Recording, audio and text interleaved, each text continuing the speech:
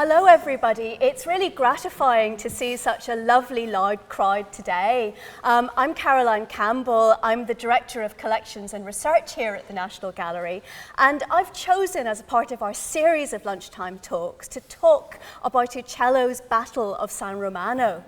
And this is a painting which in many ways I think brings together the good, the bad and the ugly in whatever way you can work out as I talk. What I find really interesting about this picture is that it's a great example in some ways of what makes the National Gallery so special above any other collection of great paintings in the world. And that's the fact that at the National Gallery we're very lucky to have examples of paintings by many of the very greatest artists who've worked in painting over the centuries, from the 13th century to the early 20th century, but often in that case, we have probably what is their very greatest work. And this is certainly the case of the picture that I'm talking about today. So what I want to do is to take you through various stories about this painting, and through them I think also to really unpick some of the issues which seem to me important not just about this work, but about Italian Renaissance art in general. And one which I'm going to start with is really the idea that we think of the Italian Renaissance as a great moment of innovation, as indeed this picture most definitely is, but it's also a painting that is made under a backdrop of a lot of violence and trouble, some of which is manifested in this picture and some of which I'll talk about as I go along. It's also a painting that's been enormously valued for all of its history. And one of the most interesting moments in its history was when we discovered about 20 years ago, not we at the National Gallery, but a great scholar called Francesco Cagliotti, that this picture had actually been stolen by Lorenzo de' Medici, who is a figure who we think about as being key to the Italian Renaissance, a great power for the good, but he took this picture forcibly from its owners. Why would that happen? So I want to begin by telling you a bit about the artist who painted this work. This is by Paolo Uccello, who was active in Florence, but actually in many places throughout Italy during the 15th century. Uccello is born to a family who come from just outside Florence. He seems to train mainly, not actually with a painter, but one of the greatest sculptors, Lorenzo Ghiberti, the great goldsmith who's responsible for the two doors on the baptistry in Florence, most famously, of course, the Gates of Paradise. But it's likely that Uccello, as a young man, as an apprentice, works with Ghiberti on the first of those set of doors. That's an important point to make because there's much more fluidity between art forms in the 15th century than we've often thought, and indeed it's very much true of artists today. But when you look at this work and you see the way in which the artist has thought about form as a three-dimensional sense, even though he's conveying it on a two-dimensional panel, I think you can really see how that early training had an awful lot of impact on Uccello's career. Uccello is an artist who's thought very much of a Florentine, but he spends important parts of his career working outside Florence. We know, for instance, that he goes to Venice. He's commissioned to work on mosaics in the Basilica of San Marco. Sadly, those are destroyed, but again, it's a very interesting example of him working in a way that is not simply pictorial.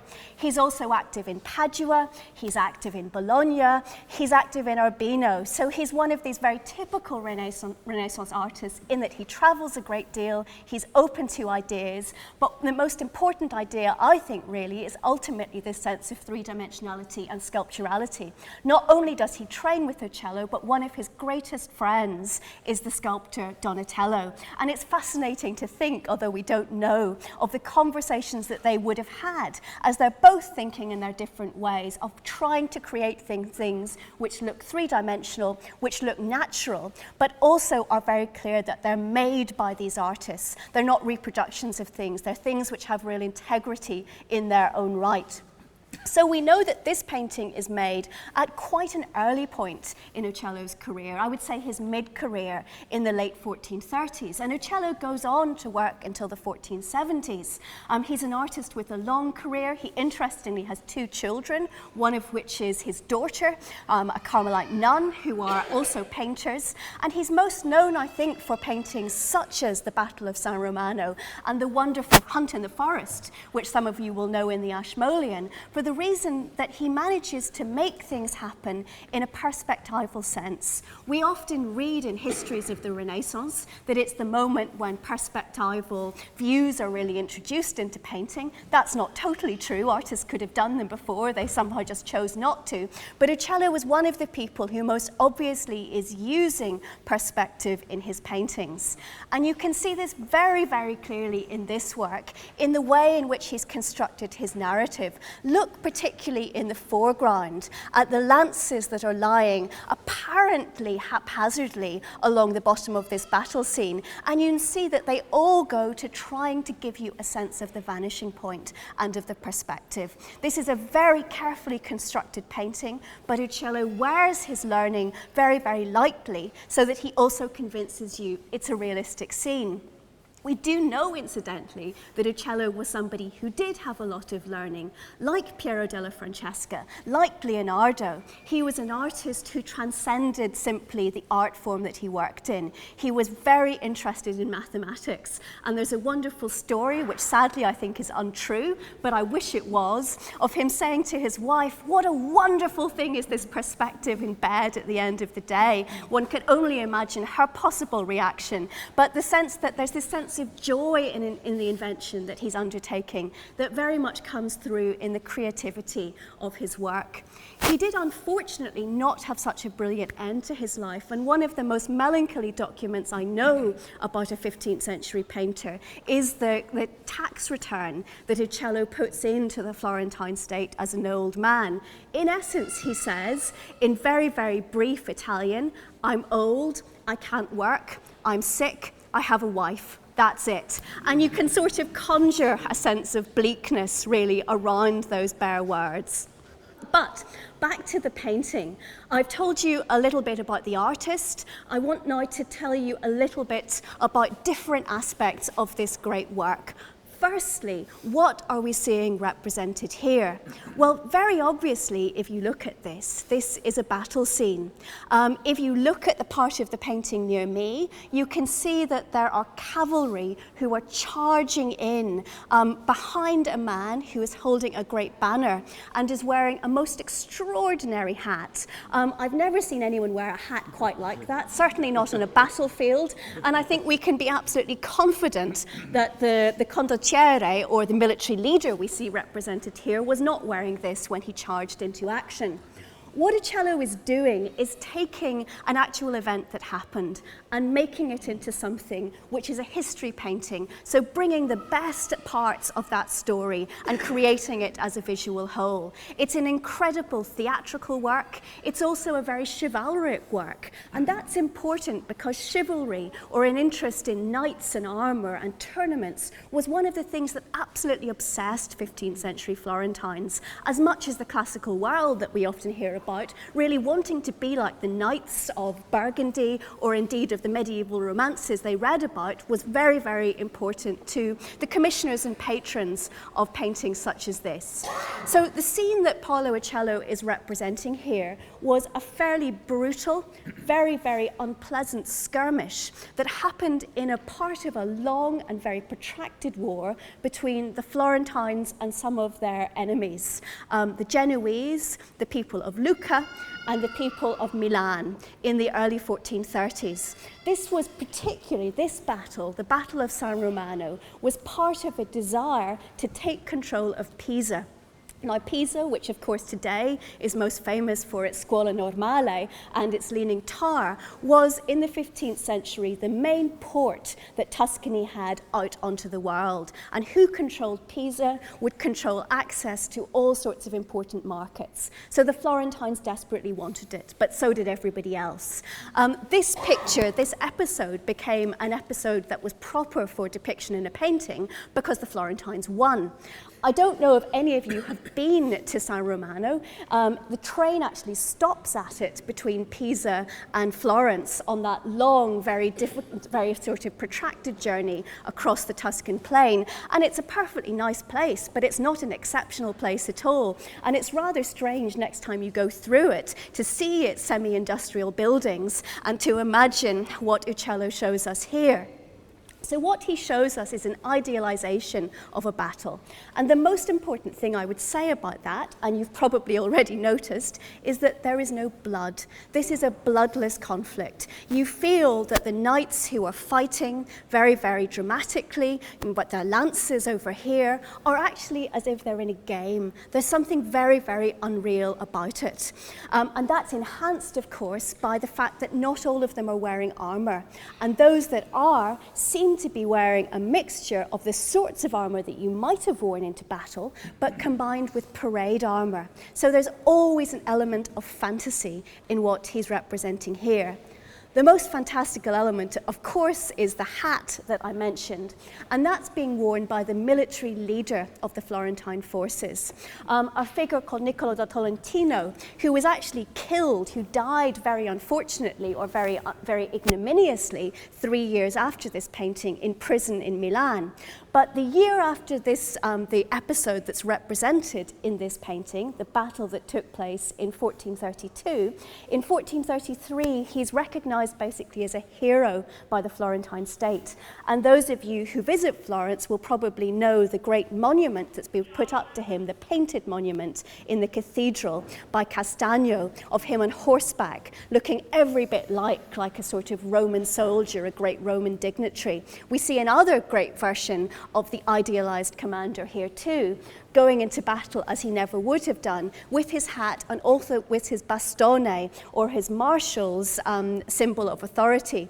Interestingly, in a combination of history and making things up, Uccello gives him the bastone, or the baton to hold here, but he wasn't actually, if I recall correctly, allowed to do this until about a year after the event, which is represented here, took place.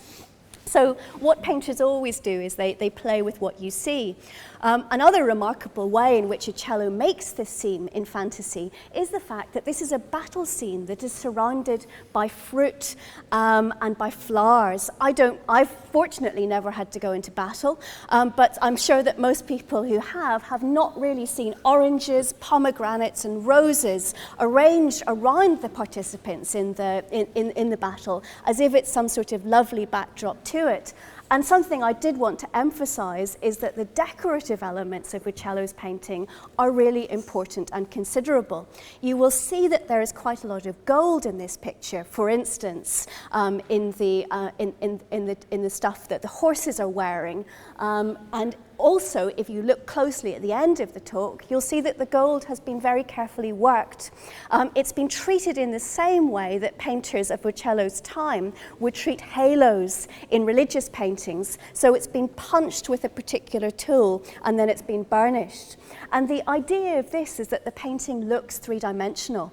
And when you would have seen it in different light conditions, you would have possibly got the illusion in that the figures are almost moving and that you're not seeing a representation of a battle, but something which is actually happening in the room in which you are.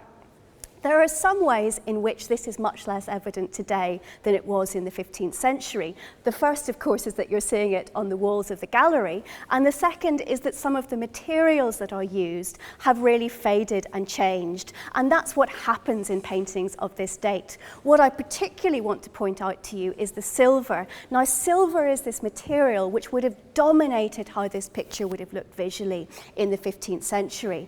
Silver tarnishes incredibly quickly. Even within Uccello's lifetime, it might have changed. And so all the metal, all the armor of the soldiers, which would have been silver, now looks grey. So we've got a very different coloristic sense of this picture than we would have done. Something else that's happened is that a lot of the red was painted with a pigment called vermilion, and vermilion also tarnishes and darkens in ways when it's exposed to pollution of any description. And if you wander around the Sainsbury Wing afterwards, you will see lots and lots of examples of black and vermilion. You in fact see them in every museum across the world. It happens everywhere. So all the areas of red would have been much, much, much brighter than they are today. So we are seeing in some ways a very different painting. Something else that we're seeing about this painting that's different to the way Uccello originally made it is that if you look very carefully at the top left hand and the top right hand corners, you will probably be able to see that they look rather different to the rest of the painting. And that's been something which has really troubled art historians, conservators and scientists looking at this work for about the last 100 years. Because why are these different? And there's a complicated story which I'm now going to tell, which is a combination of intrigue, of physical examination, of documentary study, and of really bad behavior that you couldn't quite believe. The first record we have of these pictures, the first record that people have known for a long time, is in a Medici family inventory taken in 1492 after the death of Lorenzo the Magnificent. Now, as often happens still today in grand houses, when somebody dies, somebody goes round and records where everything is, and sometimes, if you're lucky, who the artist was and what they were actually worth. And in the Medici inventory, it says that in the Camera Terrena, in the ground floor camera or chamber, which was Lorenzo's, there were 3 paintings of the Battle of San Romano. One of them was this painting, one of them was a painting in the Louvre, and one of them was a painting that's in the Uffizi. And the 3 paintings were made together as a set by Uccello in the 1430s. Now, it's been very, very odd to get to, stylistically, the fact that these pictures date to the late 1430s, and why we first then knew of them in the Medici Palace in 1492. And all sorts of complicated theories were brought up as to why this might have been possible, and which could explain the fact that significant changes were made to the top of this picture, and indeed of the 2 others, at some point in its early history in the 15th century.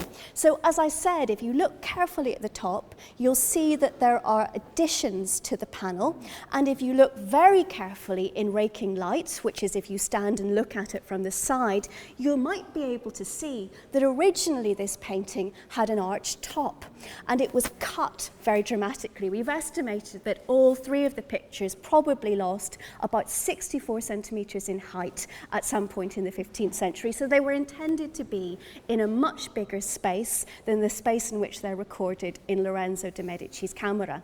And when they're recorded in Lorenzo de' Medici's camera, they're clearly very valuable paintings, not so much by their monetary value, but more from the fact that this is the place they were. The camera, or the chamber, was the most important room in a patrician palace for the man who was responsible for it. It was the place where he would bring privileged guests. It was the place where he would go himself. So the things that were in there were obviously significant. So, what was really fascinating was that 20 years ago, a great Italian art historian called Francesco Cagliotti found some fascinating documents in an archive in Florence. And this demonstrated that the paintings had not been made for the Medici at all. And this was difficult for many people who had interpreted, for instance, the oranges that you see in this work as being a Medici symbol. If you know Florence and you know the Medici, you'll know that the palais or bowls are their emblem, and there was a feeling that these orange bowls in here was really an amplification of how this was a Medici commission. But rather, these paintings were recorded in an inventory of another family, the Bartolini Salimbeni, and we got to discover this because after Lorenzo de' Medici died, 2 years later, his son Piero was chased from Florence, and the Medici, who had been the de facto rulers of Florence for quite a long time, were no longer in control, and various people who felt they'd been hard done by the Medici tried to claim things that really belonged to them, or complained about things that had been done during the time of Lorenzo's lifetime. And one of the people who came in 1495 was a member of the Bartolini Salimbeni family, and he said that this painting and the two other paintings of the subject, now in the Uffizi and now in the Louvre, had belonged to his father. They had been in his father's palace. He had inherited them with some of his brothers, and then they had been forcibly removed from his townhouse by Lorenzo de' Medici's carpenter and taken to the Palazzo Medici, which is an extraordinary story. And what seems to have happened is that when Leonardo Bartolini Salimbelli died in 1476, he left 6 sons, and there was a great disagreement about the estate. He had left all his possessions to his 3 younger sons because he felt they hadn't really been well looked after, but the 3 older sons, of course, complained and said this wasn't right. So there was a process of arbitration, and guess who was asked to arbitrate the discussion? None other than Lorenzo de' Medici, who was at that point really the ruler of Florence, indeed, not in name. And what seems very likely to Francesco Cagliotti and to myself and others is that Lorenzo saw the pictures at that time and he really coveted them. And because of the authority that he had, he was able to essentially get the pictures out of the family house and bring them into his own chamber in his palace, which is a fairly astonishing story and shows not just the chutzpah of Lorenzo, but actually the real authority that he did have in Florence at that time, that he could basically force people to do that, but that there was a sense of huge animosity from the family, and the minute that they had the opportunity to get the pictures back, they did, they tried. The pictures didn't stay with them forever though, because later on in the 16th century, they're recorded in the Medici Palace again, so they seem to have made journeys depending on how the politics of Florence was going at that time. But I tell you that story not just because I think it's a fascinating example of how pictures can really mean things to people who aren't the people they're originally made for, but also because it really gives a more complex dimension to our understanding of the Florentine Renaissance and the people involved in it. It reminds us, I think, that paintings are things that inspire really passionate emotions among us and among the people who've looked at them in the past, so much so that on occasion they're prepared to do things that really are illegal in order to get them into their possession. But I think it also reminds us, and this is a salient fact given the subject of Uccello's painting, the subject of battle, and turning a really quite horrible military conflict into something which really looks very dignified, is that beyond all the things that we hugely value, that have immense cultural merit and do huge things to enrich our lives, such as this painting and the other paintings in the National Gallery, there is a nasty undercurrent often going on underneath them. And that's not simply something that's bad per se, it's also something, it's that infinite conflict between good and evil, which really ends up in the production of works like this and the stories that they tell. And the stories that this picture tells, of course, doesn't just end in reconstructing its 15th century context and its wonderful and complicated story, but in the resonances it continues to make in our lives today. And I'm very aware that there are many significant art forms and artists working in various different means of production who find this a truly inspirational painting.